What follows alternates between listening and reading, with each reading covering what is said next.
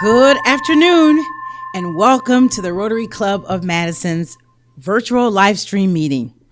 I'm Teresa Holmes, Club President. Thank you all for joining us today. Today's meeting is sponsored by 3 Rotarians, Jed Engler, Bob Grabner, and Ken Yuska, who are sponsoring our meeting in honor of our Rotary staff and leadership during the continuing pandemic. Our thanks to them for their support of today's luncheon.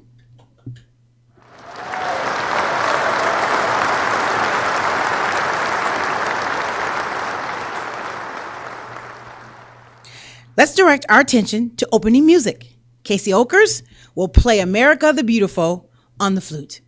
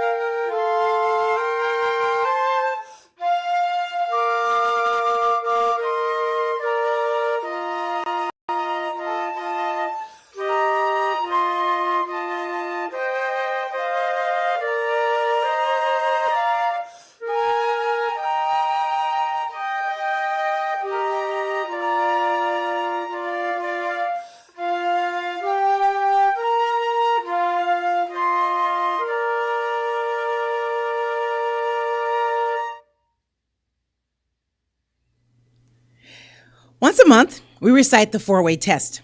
Being virtual Rotarians, I'll recite them while asking you to consider which of the aspects of our 4-way test you recently had to model more while connecting, growing, or serving as our Rotary year continues.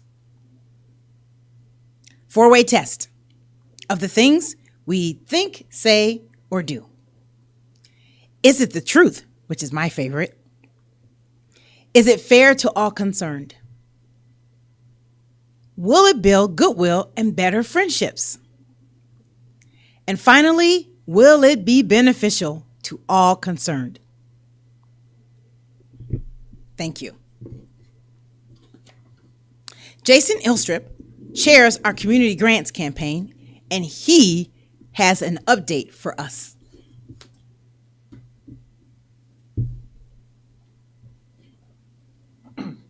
Thank you, President Teresa, very much. Just got off my bike here. It is really cold today. Have an update on our community grants. Yes, everybody, it really is me, Jason Ilstrip. Hope you're doing well. It is really cold out. I don't know that my thumbs still work anymore, but what I wouldn't do for the community grants campaign. And I was so cold shooting this video, but you gotta watch this video we have coming up at our great friends at the Madison Reading Project.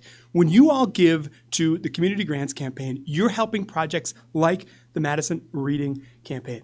Let's watch the video. Roll it, Jason. Hello, fellow Rotarians. We are live right now at the Madison Reading Project.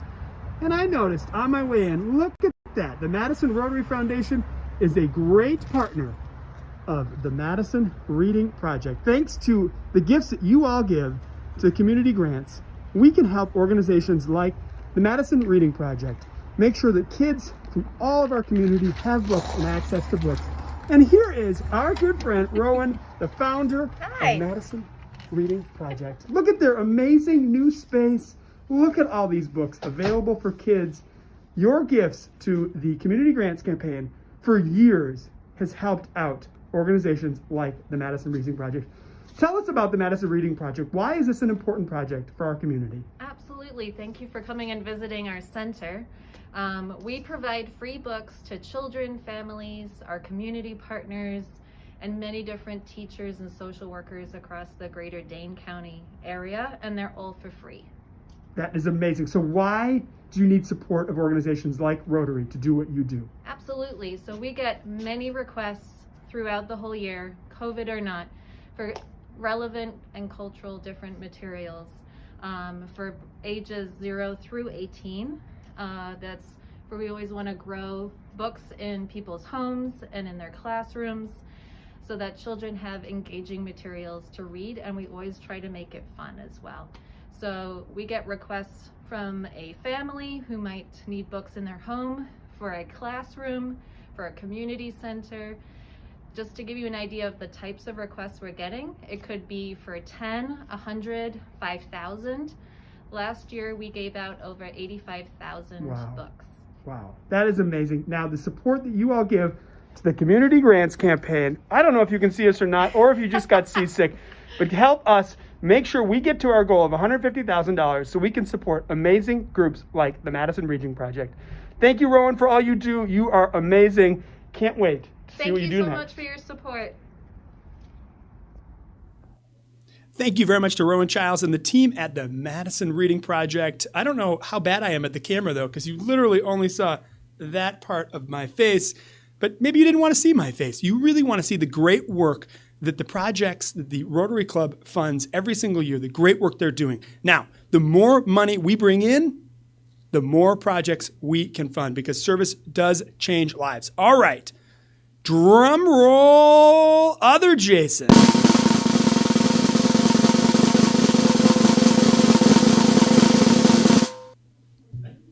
Long drum roll, very long drum roll. We are at $137,347. We are so close, 92% of the way to our goal. We had 318 of our 419 members give. That's 76%. But that means there's still 100 more of you that if you can give whatever you can, we can help projects like the Madison Reading Project help make sure all kids in our community have books to learn. So please help out as much as you can. We only have 9 days left. That means you're only going to hear from me one more time.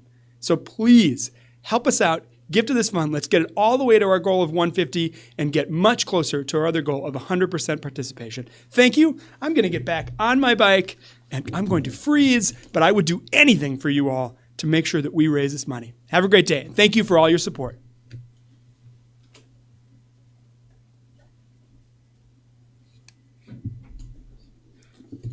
Thank you so much, Jason, and to everyone who's involved in the Community Grants Campaign. All members who are giving, it's all making a difference. This week, for my Did You Know segment, I'm going to cover our new committee structure that started in July. Showing on the screen, you'll see is our committee chart, our organizational chart. You'll see that our committees are now organized under 5 team leaders. It's designed this way so that, like committees within a team, would be meeting with one another and are more aware of what the other committees are doing. The structure also allows for the building of more synergy within the committees, and the chairs can learn and share ideas with other committee members. Our 5 new team leaders have been meeting regularly with their committee chairs. As I mentioned last week, we're going to have a series of 5 short reports from each of our teams, the team leaders. Today, we are going to hear from Charles Mcleymans, who is our philanthropy team leader. He is also our incoming club vice president, in case you missed that announcement a few weeks ago. Charles is going to tell us what the team has been doing so far this Rotary year. Charles? Thank you, President Teresa, and Happy New Year, Rotarians. I haven't seen most of you yet in this year, so it's nice to see you virtually and be with you virtually. I look forward to us getting together again soon, coming up in February when we can go back to meeting in person.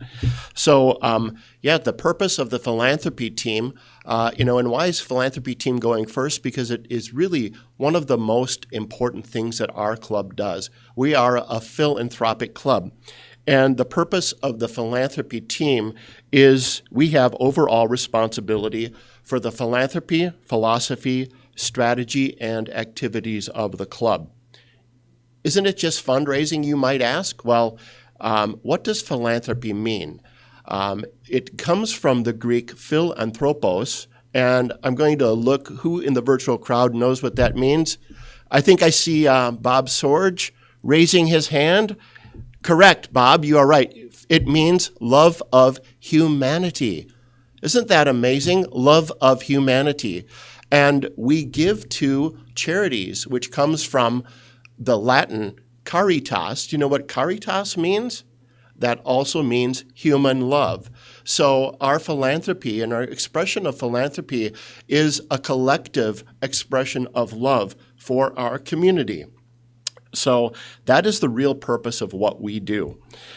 So the charities or nonprofit organizations that we support through our philanthropy are a means through which we express our love for community. And like I said, we do that collectively. So there are many ways that we do that. If you think about when you give a gift, like a Christmas gift to somebody or a birthday present, how that makes you feel. It makes you feel really good inside that you can be generous to somebody. It makes them feel good receiving it as well. And speaking of birthdays, that is one way that you can give to our club. It's through the Synergy Birthday Fund. When you round up to $100, it all goes for scholarships. That's one of the ways. Another way is, you just heard Jason Ilstrup coming in here, shivering cold, but riding through the elements to share the good news about our community grants campaign, and that we are closing in on the final days of that campaign, and with a $150,000 goal, and 76% of our club participating so far. So, and thank you, Jason, for serving as our Community Grants Campaign Chair this year and for your great dedication to our club. But Jason and I know, and all of us know, that not 76% of our club loves our community. We know for a fact that 100% of our club loves our community.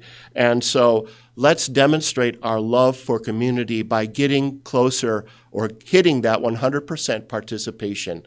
That's how we can demonstrate collectively our love for each other and for our community. Another way that our project that our team oversees is the campaign for the Rotary International Foundation that we do each spring. And Tim Stottleman is the chair of that campaign this year. And our goal is $50,000. And that goes to fund international projects like Her Story that we did in past years, our Her Story in Ghana. And we really like to see that we're going to average $100 per person. And if we do that, we qualify for Rotary International and district matching grants that go to support great projects like Her Story. And you'll be hearing a lot more from Gary Tree, our International Projects Chair, about an exciting project coming up that we're going to be partnering with Rotary Club in Uganda that will combat human trafficking. So you'll be hearing more about that. So that's what gifts to the Rotary International Foundation go to support. So I really would like to thank all of the members of our philanthropy team that you see on the screen there, especially our campaign chairs. And we're looking for more Rotarians who want to join this loving team. So you see my contact information on the screen. Please contact me. We need more people to support this great effort of our club. And finally, I'd like to close with, in honor of Dr. Martin Luther King Jr.'s birthday this week, with a quote from him that he said, and I'm sure many of you have heard this before, "Life's persistent and most urgent question is, what are you doing for others?" What is our club doing for others? We express our love for our community through service. That's what our club is doing. So thank you for all, for being a generous and wonderful club. You're one of the greatest in the world. Let's keep it going. Thanks.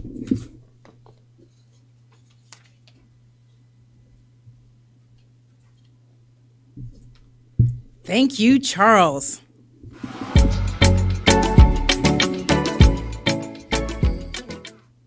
We have birthdays to celebrate with a bit of humor or wisdom that complements our Rotary mission. As Charles said, we also encourage our members to make an age-appropriate gift to the Madison Rotary Foundation, rounded up to $100 for our club's Synergy Scholarship Fund. Are you ready? Rotarians who have birthdays during this brisk, wintry week. January 16th, Gail Seck. January 16th, Alex Fatane. January 20th, past President George Hidalgo, who shares a quote from Adlai E. Stevenson. There are two ways of spreading the light: to be the candle or the mirror that reflects it. And finally, January 22nd, Al Bryan. Thanks to our celebrants for their contributions to the Madison Rotary Foundation. Rotarians, please join me in wishing them a happy birthday. Elaine Mishler will now play Happy Birthday on the pump organ.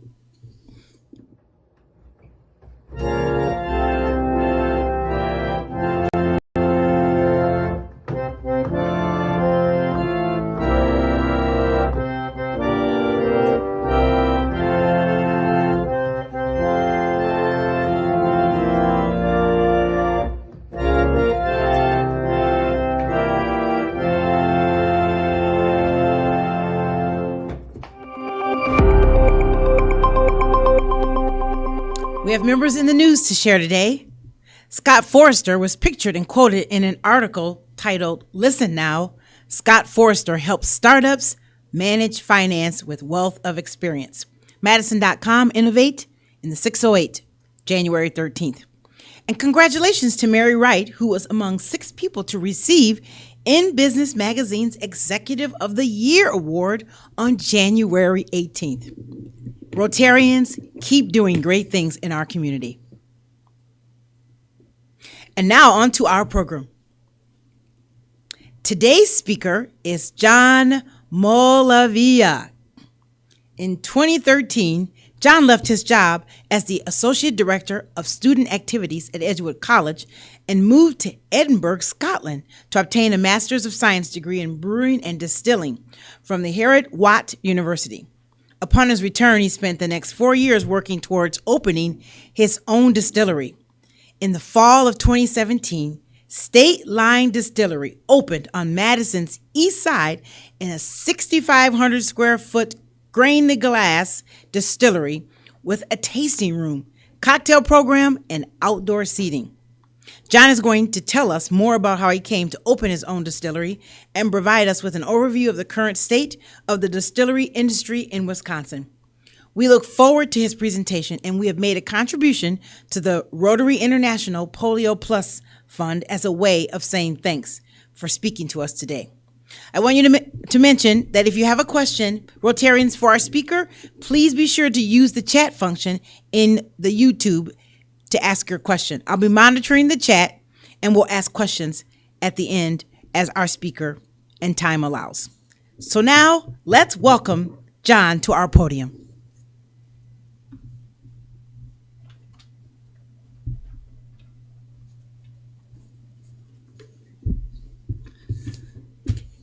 Good morning, and thank you so much for having me today.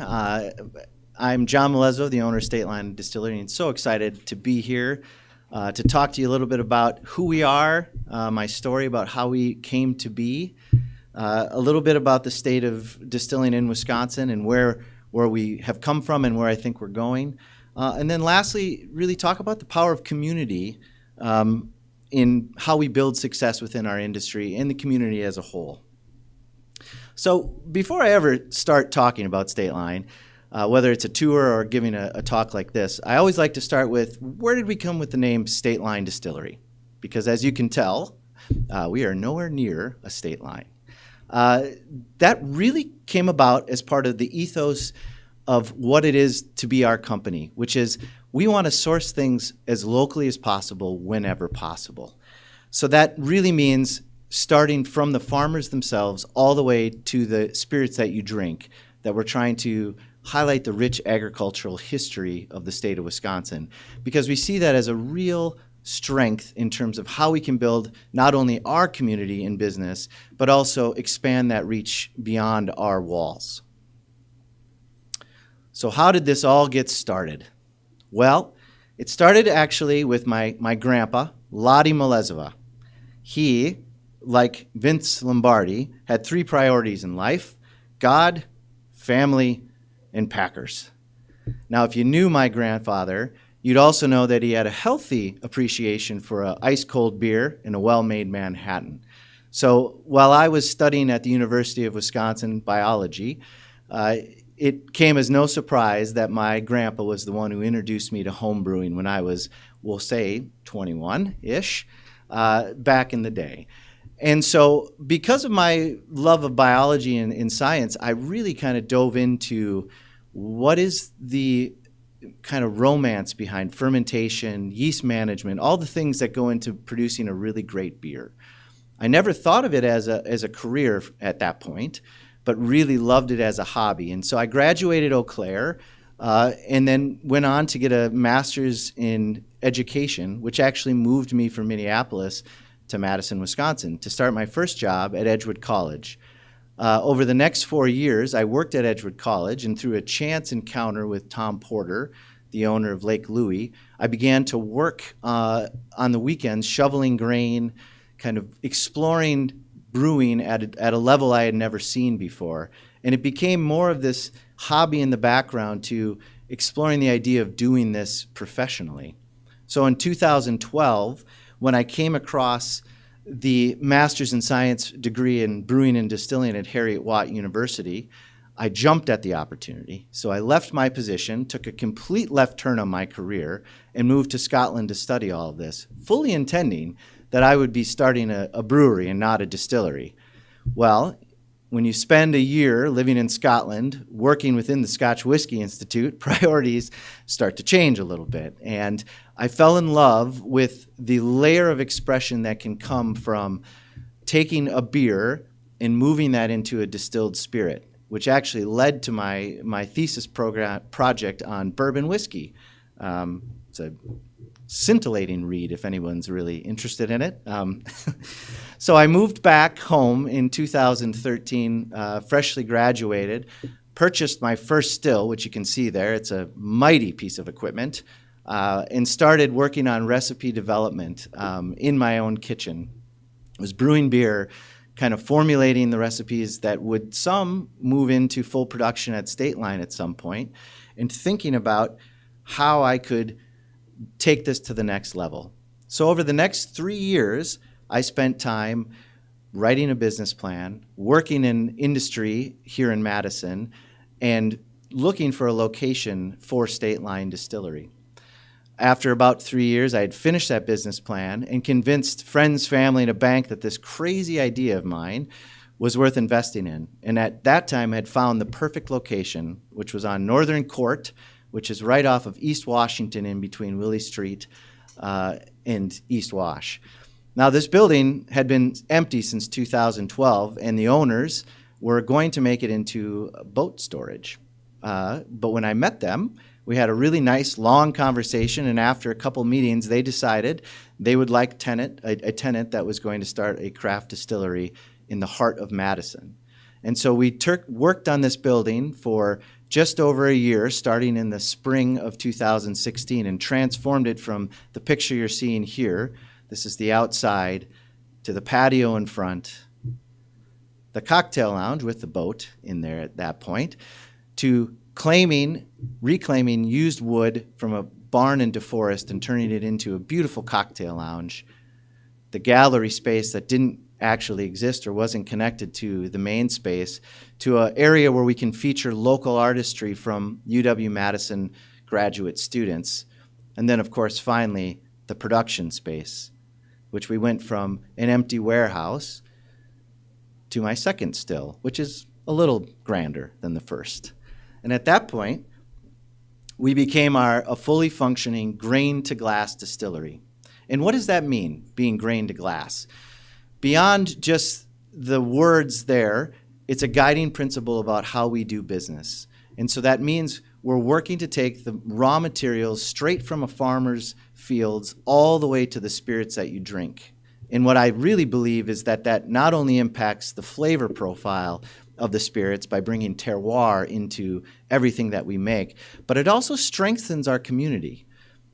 which is a theme you'll hear kind of throughout this talk in terms of how I feel about that. So we're taking oftentimes what is considered a cover crop for a farmer, and we're repurposing that into something that's economically more valuable to them and also makes us have the ability to have a very unique profiled spirit, something that is truly uniquely Wisconsin. So we have actually 8 products that we make, 4 of our core products. The vodka, American gin, which we source locally grown sage for, a London dry style gin, and a light rum. In addition, we have what's called the Bar Series, which is an aperitivo style spirit. You'd think Campari, a barrel gin, Akavit, which is a wonderful Scandinavian spirit, and then a coffee liqueur, which we partner with Kin Kin Coffee on the east side of Madison, or Johnson Public House, many of you might know them, to create that product together. In addition, we do have whiskey. Fear not, I didn't go to Scotland and not make whiskey. We have a single malt whiskey that we'll be releasing here in the next year, a peated single malt, rye whiskey, and of course bourbon whiskey. All of those make up our entire line, and really is kind of the core part of what we do. This picture I love to show because this was taken in February of 2019. Everything had been really progressing very, very well on our journey. So we opened in September of 2017. We were seeing real growth, real positive community engagement, and even to the point where January and February, our sales had been up over 200% between distribution and the tasting room, or cocktail lounge as we like to call it. And then March 2020 hit. Of course, I had written that into my business plan and was ready for a pandemic, right? No, by mid-March, we had to shut our doors. And at that time, just to get a sense of what we were doing there, about 60% of our revenue from the business came from the cocktail lounge. The other piece of that was at that exact moment, our distribution focus and strategy had been to partner with our on-premise locations, so things like bars and restaurants, to build up community supports that we would see off-premise growth, liquor stores, retail areas like that. Well, now we had closed all of that in basically a 2-week time. So we went from having tremendous growth in our business to me literally thinking, how are we going to keep the doors open on all of this? Now, if you'd talk to me or know me in any way, you would know that I think that in every successful business endeavor, there are moments of luck that have to kind of come in front of you, and you need to be ready to work or move on that luck and turn it into an opportunity. And our very, very fortuitous moment came at the end of March in 2020, when I was sitting in our cocktail lounge alone in the whole facility, and suddenly the phone rang at about 11 a.m. Now, normally, on an off day, during the middle of the morning, I wouldn't be in the cocktail lounge, and that phone would ring and probably go to voicemail.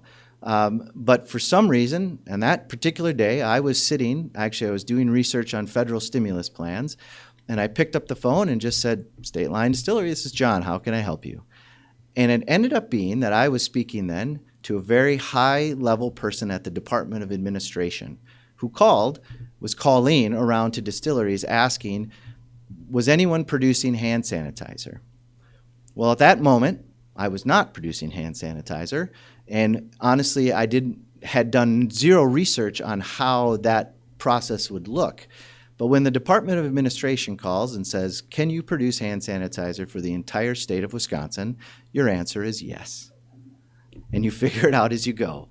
So I got off the phone with this gentleman and immediately started researching rules through the FDA, World Health Organization, the TTB, which is the federal body that regulates us as a distillery, to find out how I could do this in a way that was both legal and safe. And so the next 2 weeks was a crash course in how to produce pharmaceutical grade level hand sanitizer at a distillery. So we sourced the raw materials, we completely changed, I brought everybody back, and we built up an entire infrastructure within a few weeks to be able to sustain producing over 19,000 gallons of hand sanitizer for the state of Wisconsin that was distributed all over the place. And so in that moment, this major detour for us, this unforeseen opportunity, and the luck of me being in the room when the phone rang turned into a tremendous opportunity for us both to have a positive impact throughout the entire state and communities all over, and also was the economic lifeline to our company to survive and actually come out ahead of the pandemic in a position greater than when we were first in it. And that really is a great transition to the state of Wisconsin distilleries. We are not the only distillery that produced hand sanitizer. In fact, as I spoke with many of our colleagues here in the industry throughout the state about this, almost everybody was producing hand sanitizer at some point, and that really became this lifeline to our industry in terms of survival. So unlike other areas of the country and other segments of the industry, we really did not lose very many distilleries at all in Wisconsin, which is tremendous. But a little history before I kind of talk about where we are and where we're going. Great Lakes Distillery in Milwaukee was founded in 2004. They were the first distillery, believe it or not, in Wisconsin after Prohibition. That's not very long ago. And since then, we've seen 48 active distilleries as of now in 2021, which 16 of those were between 2019 and 2021, which is mind-blowing, really, when you start to look at what was going on in the world and how we added 16 new distilleries. So between 2010 and 2021 is when we've seen most of the growth in the industry, and it really does not seem to be slowing down at all. And that's really for a couple primary reasons. One, there are very, very favorable tasting room laws in the state of Wisconsin compared to other states. For instance, in Minnesota, a person that walks into a tasting room is allowed to purchase one bottle of spirits per day, and it's a 375 milliliter bottle. In Wisconsin, that requirement does not exist, or that restriction does not exist.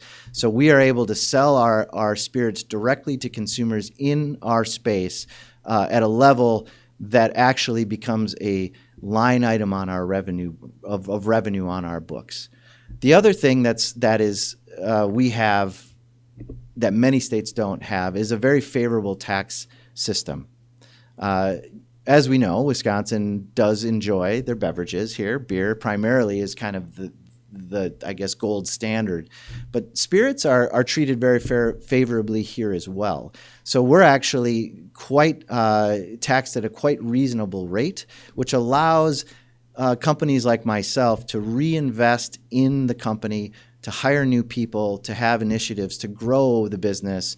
And so what we see is basically across the board, moves like Tattersall Distilling coming from Minnesota to start a facility in Wisconsin this year to take advantage of these laws, that they wanted to have an expanded tasting room experience, and they also saw that the taxation laws are such that it makes sense for them to be here. Beyond the state of distilling, I think the other thing that makes us a very unique place to be and a powerful place to be is this idea of collaboration throughout the industry, not just distilling, but beyond. One of the things I didn't expect necessarily when I opened the distillery at State Line was how much community engagement we would really have. I'd envisioned that we would put the distillery in a space that was extremely easy for people to get to sit down and enjoy a cocktail experience. What I didn't anticipate would be that the other beverage makers around us would really, really want to enjoy that experience with us as well. For instance, within about a 2-mile radius of State Line, we've got Giant Jones Brewery, we've got Old Sugar Distillery, we've got Working Draft. There are a number of producers, Boz Meadery, all working together as small producers that are lifting everybody up at this point. And so in a 2016, 2017, and actually into 2018, this group started to meet together, which eventually named themselves Mad Beverage Makers Group. It started as really just a social group, as many of these things do, where we could talk to one another about the challenges of our industry and really try to solve problems together. But it became clear early on that what we were really doing was focusing on community and leaning into how to use our, I guess, place in the community to further heighten exposure and growth of all of our industries. And so eventually we became a 501c organization and started to be a lot more formal about how we were interacting with one another and then our community partners as well. So sitting down directly with Destination Madison to talk about how do we increase our footprint here in Wisconsin and become a national model for other people to look at in terms of engagement within the community. And so our first kind of foray before things were actually very formalized was something as simple as our bingo game, which was really a way for us to highlight all these producers that were within 50 miles of the capital. The only requirement being is that any member of this group was one of a producer that made all of their own spirits or beer or any product that they were doing. And so this was a way for us to have people go and engage out in the community at our spaces and see new places and spend money and learn stories and all of that. So it was a wonderful, successful experience that you can see happened in 2019, which led into our February, February of 2020, our blind date, which we took it to the next level, where we paired up producers with one another to create something new using products from multiple locations. So I was paired with One Barrel Brewing Company, and we did a really interesting collaboration using aquavit barrels and a stout and put that together and made a beautiful beer. And then at each one of these, people would come and they'd have an opportunity to meet the maker. So it was I think a really good opportunity for us to start down the path of community engagement within our own sphere. Since then, what we've really started to talk about and focus on is growing that sphere to be outside of what we do. So whether it's for us, for instance, whether we are partnering with United Way or the Wisconsin Early Childhood Association back when we were producing sanitizer, to the Pints for Pups coordination with Dane County Humane Society to raise money for that organization. I really see community engagement as the backbone to creating, I guess, successful businesses for all. You know, the phrase "a rising tide raises all boats" is very, very apt in terms of both what we can do within our community, within the beverage world, and also strengthen the community as a whole. And with that, I thank you for your time, and I welcome any questions you might have. Let's give John a round of applause.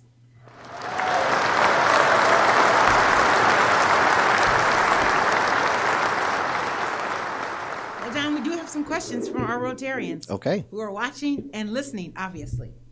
First question, would you please tell us the importance of water in your process and final product? Sure. Wow. All right. Right down to the sciencey stuff. I love it. Water is extremely important in terms of how it influences the final flavor profile of a spirit. And so Madison water is actually really good water. It's just quite hard. So what we do is we take that water, we basically cut it in half with reverse osmosis water to create a balanced micronutrients type of water that then goes through the brewing process all the way through the distillation process. So, just like grain, water plays a key role in terms of the flavor profile of the spirit. Thank you. Mm-hmm. How often are you distilling, and how long does each process actually take? Sure. We're distilling basically daily, Monday through Friday. We don't distill on the weekends at this point.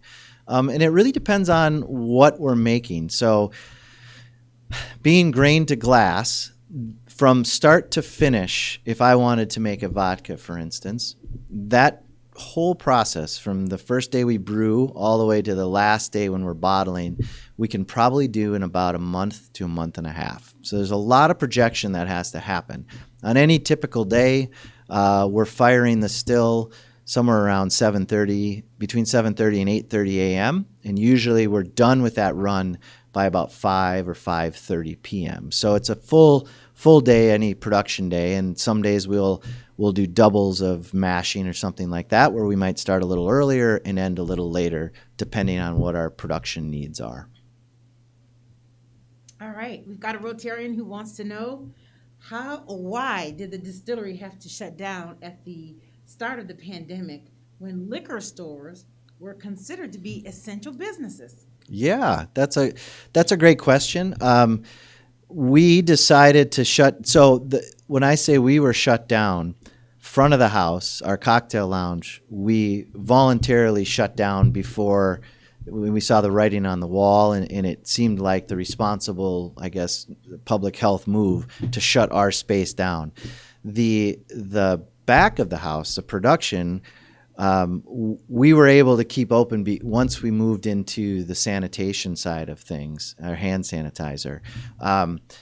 Luckily, we had enough product on hand that it didn't really disrupt our flow to the distribution side of things. So as things closed down, our percentage of sales through the distributor obviously went up significantly through off-premise, and it kind of reshaped how we approach that side of our business. So we shut down voluntarily on the tasting room side or cocktail lounge, and then we were able to reopen the back of the house with hand sanitizer.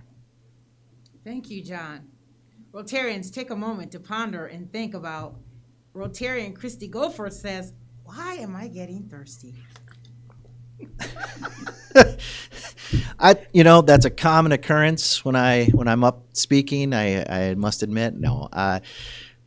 If you haven't tried, this is gonna be my one plug. If you haven't tried State Line Spirits, please do. Being that we're a fully grain to glass spirit, we're one of the few places here in Madison, or actually within the state, that can say that. Take your hometown pride and drink something that's made right here from farms that are less than 50 miles away from here, and really enjoy that flavor profile. Whoa, wet your palate indeed. All right, next question. Rotarian Maria Alvarez Stroud wants to know, have you thought about any future educational collaboration efforts about drinking?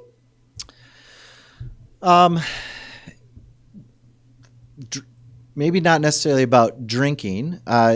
We are always looking for future collaboration efforts. I think the one that I'm exploring that I have the most interest in right now, that isn't just a one-off event with a community partner to raise awareness, is our conversations we're having with kind of around fermentation science at the University of Wisconsin. So working in actually Madison College. So talking to those groups of people to try to be more intentional about our educational side of distilling and growing the body of research around distillation science. Thanks, John. Last question. How did you decide to make clear spirits? Oh, that's a great question. Well, I've always loved gin. Then that was actually the very first spirit I produced on my smaller still at home was our gin recipe. But beyond that, clear spirits are truly an economic driver behind the business. So when you think about aged spirits, our first whiskey is coming up on 5 years in the barrel.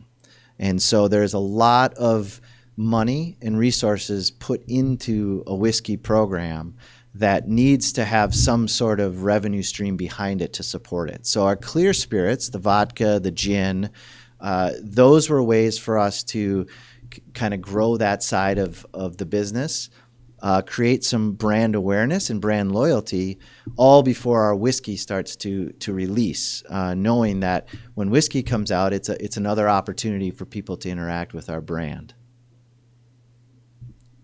Thank you very much.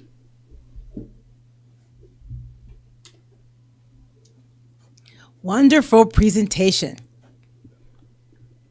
Thank you, everyone, for attending today's luncheon via live stream. Rotarians, we are adjourned.